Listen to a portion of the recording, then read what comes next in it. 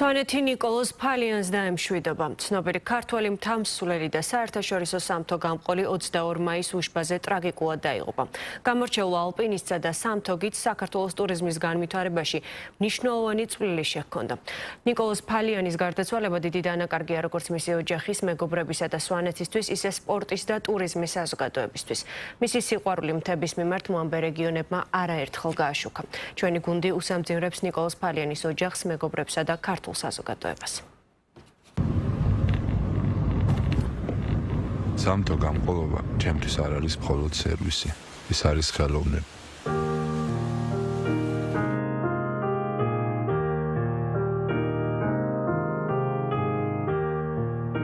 ნიკა ყველანაირად დადებითი პიროვნება იყო, როგორც ფიზიკურად, ისე სულიერად, სიკეთით, სიხარულით, ანუ სუიღიმოდა, სახეზე სულღიმილი ქონდა და ეს სანდო ადამიანი მე ბევრი არ მყოლია მეგობარი და ამწუხაროდ.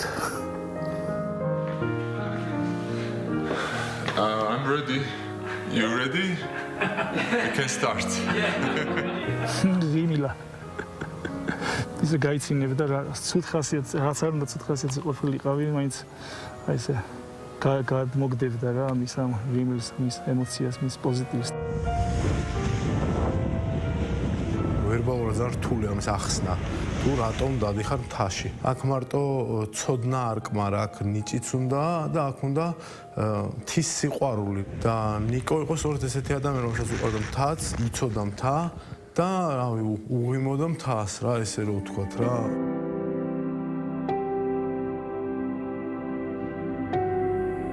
ასე დავდგე? ჩემთან რომ მოვიდა უკვე თავუყვარდა.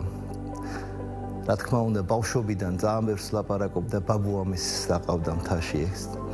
ბევრი ისტორიები აქვს მოყოლილი. სვანებისთვის უშბა უფრო მისტიკური მთა. არ ვიცი, დიდ პატივს ემდა ამ მთას და დიდი მოწიწებით მინდიოდა ყველა ჯერზე რამდენიც იყო და ასიათით გავდა კი ესეთი ჯანმრთელი, მაღალი, ხმელი, გამხმარი და გამძლე, ძალიან გამძლე ბიჭი. იმ ადგილას დარჩა, რაც ყველაზე უფრო უყვარდა თავის ცხოვრებაში, იმ მწვერვალზე, იმ მთაზე დარჩა კი. უშბასვე ჩაიხუტა, უშბამ ჩაიხუტა, ამასაც ბევრი წერს ეხლა და ყველაფერი არ ითქმება, იწერება.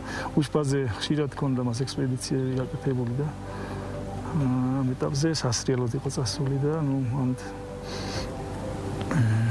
შეწყდა მოკლედ მისი ეს მიზანი, მაგრამ უშბა იყო მისთვის გამოკვეთილი, ეგ ვიცი და უბრალოდაც რო არ ხდებოდა ეგ ამბავი, ეგაც ფაქტია რა. ადამიანი, რომელიც ჩემთობში ეგნება და ჩემ გაყოლულ გზას მოყვება, ჩემი ნაწილი ხდება.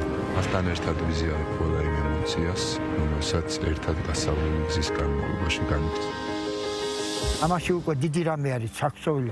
ესე იგი, როგორც თავის სხეულს და თავის იმას უფრთხილდება ადამიანი, უკვე იმასაც ისეთნაირად უფრთხილდები კაცი, რომელიც შენ თოქზე და შენთან ერთად არის ჩაბმული ამ ასვლებზე და ამ იმაზე და აი ეს უკვე რამ ხელას ნიშნავს, აი იგივებს თავის სისხლთან და ხორცთან იმ პიროვნებას, რომელიც მასთან ერთად და მას მიყვება, ან წინ მიუძღება. მთაში ადამიანი ჩანს სინამდვილეში ვინ არის და რა არის. მთას ყოველთვის ჭირდება ლიდერი. ჯიხვებთან როგორც ხდება რა, ერთი გამორჩეული ჯიხვი ყოველთვის არსებობს გუნდში და ნიკო სწორედ ესეთი იყო რა, ანუ გამორჩეული ლიდერი იყო, რომელმაც დამსახურებულად მიიღო ეს ლიდერობა. ძალიან ყურადღებიანი იყო და ძალიან პოზიტიური არის რაღაც მომენტებში, როდესაც ვიღაცა დაღლილია, ვიღაცას რაღაცა ატკივდა, ვიღაცას არ უნდა იქ წასვლა უკვე რაღაცა მოვლენა. ისეთ ამინს შევქმნიდა რომ და ქმნიდა რომ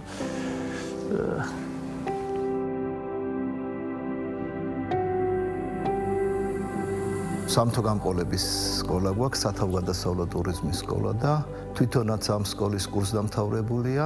სტუდენტობის დროსაც ყველაზე სწრაფად განვითარდა, იწოვდა ამ ინფორმაციას. თავიდან სნოუბორდით იყო, მერე მიხვდა რომ საერთაშორისო გიდი რომ უნდა გამختარიყო თხილამურებზე გადმოვიდა. ნიკო მიმხელა ის გაიარა პროგრესი და ისეთი მონდომებული იყო მეორე გამოშვების შემდეგ ავიყვანეთ მასწავლებლად და ის სამთო გამყოლების სკოლაში ასწავლიდა უშბაზე დაყავდა მარტო ეს ჯგუფებს მოკიდებდა ხელს ეს სტუდენტებს და კურსს ატარებდა უშბაზე ხე ეს ძალიან ნიკომ და ნიკოს თაობის თამსვლელებმა დღეს ვინც მაგარ ფორმაში არიან და თავის საქმეს მაგრად აკეთებენ ძალიან დიდი როლი ითამაშეს ახალგაზრდა თაობაში. ყველა თვალებში შესცინებდა და ადრე თუ პატარა ბიჭებს და გოგოებს უნდათ მაგალითად ჭყალებში მეხანძრეობან რაღაცა პროფესია, ამათი შემხედვარე ძალიან ბევრი ადამიანმა თაში დაიწყო უბრალოდ სიარული. აი ჩემს უკან ამხელა ზვავი. ზვავში მოვყევი.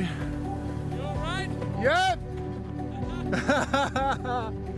სამი იმხელა ფილმი გადაიღო, რომელიც გაიტანეს საზღვარ ავსტრიაში. მთელ ალპებში იყო პრეზენტაციები და ეხლა სვანეთი თუ ცნობადია და ბევრი ხალხი ჩამოდის, დიდი წვირი ნიკოსაც მიუძღვის.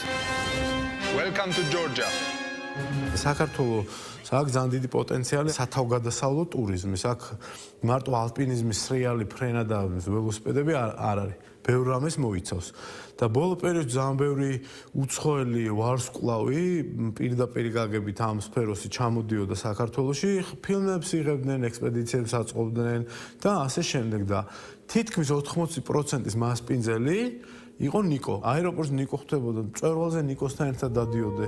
აი რაღაც ჩვენი ქვეყნის აი მასპინძელი იყო. მწვერვალი. всё, აქ ვიძინებ დღეს მე.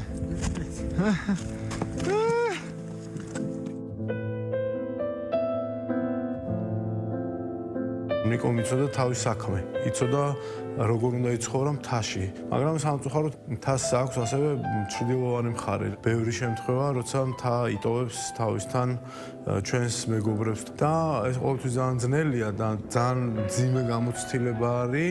ხდება ისე რომ სადაც არ მიდიხარ, ყოველთვის შინაგანად გაქვს ის შეგრძნება, რომ აი ამას იმის საპატივცემულოდ აკეთებ ან რაღაცა ვალდებულებას გზნობ ამ ადამიანების მიმართ, რომელიც დღეს ჩვენს გვერდით არ არიან. როგორ უნდა შევასოთ ჩვენ გულებში სიცარიელე, არც ეს არ ვიცი და რაც თავარია ის საქმის, რასაც ნიკას ჰქონდა ჩაბარებული და რასაც აკეთებდა, ძალიან გაგვიჭირდება. ერთი და ორი კაცის საქმეს არ აკეთებდა რა, ბევრად უფრო მეც აკეთებდა.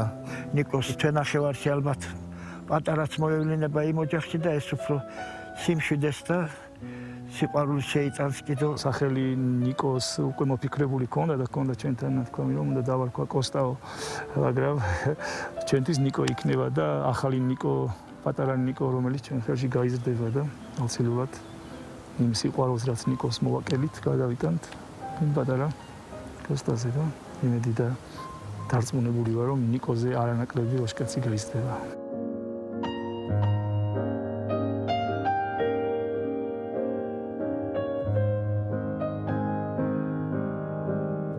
ნიკოს მე ვეთქვი ასე რომ ნიკო ივასო ხარი. მადლობა ნიკოს ამ ყველაფრისთვის, ამ სიყვარულისთვის და თავისი განვლილი ცხოვრებისათვის. ვეთყოდი რომ შენ ჯერ ჩვენთან უნდა ყოფილიყავი და მაგრამ დარწმუნებული ვარ ისევ ჩვენთან ერთად არის და იქნება მთელი სიცოცხლის განმავლობაში და მე როცა იქნება მაგის დრო მოაუცილებლად შევხვდებით და დარჩეს იქ ვისაუბრებთ. Absolutely.